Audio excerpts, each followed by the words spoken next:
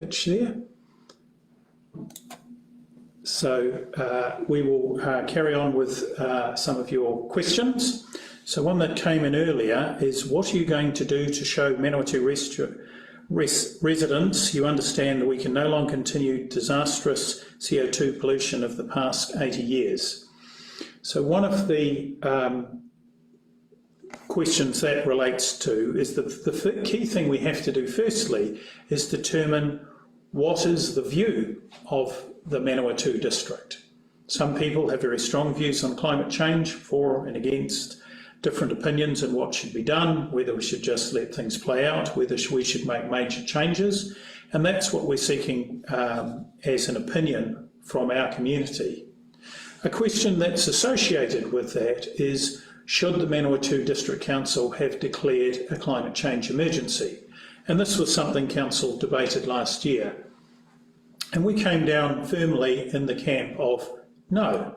And the reason for that is emergency has a particular set of implications for Council. Firstly, a state of emergency is something you go into and then come out of. For example, New Zealand has been in a state of emergency around COVID-19. It went into it, transitioned through and came out of it. In our opinion, climate change is not something we're going to go into and come out of. It's something that's going to be with us for the foreseeable future. Secondly, in a state of emergency, councils actually have extraordinary powers, as does the government. As we've seen around COVID-19, it allows them to suspend due process. Well, in a state of emergency, one of the things, when a council declares a state of emergency, one of the things they can do is ignore private property rights.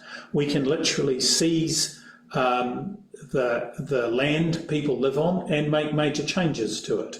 It's intended so if, for example, we needed to dig a channel through a stock bank and flood a section of land to save a community, council has the power to do that in an emergency. And we don't believe using power in that manner is an appropriate thing to do with climate change. We think this is something we need to do collectively as a community.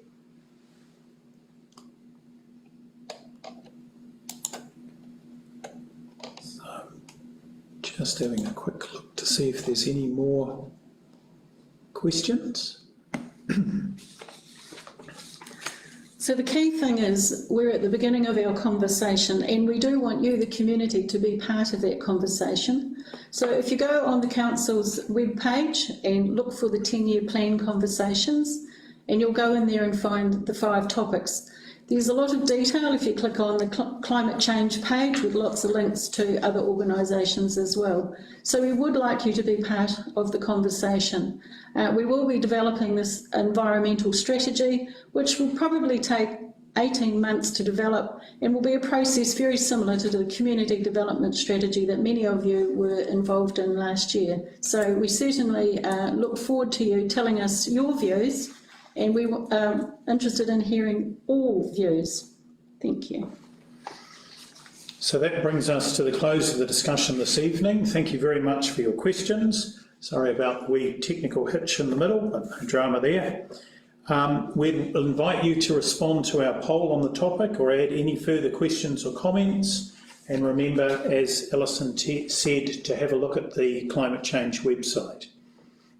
This session has been recorded and will be loaded onto the climate change page of the Council's website, and you can sign up there to receive any updates we post on the topic. Next Monday, our topic for discussion is sealing gravel roads, and that should provide some interesting discussion. We'll see you then. So it's good night from me. Good night.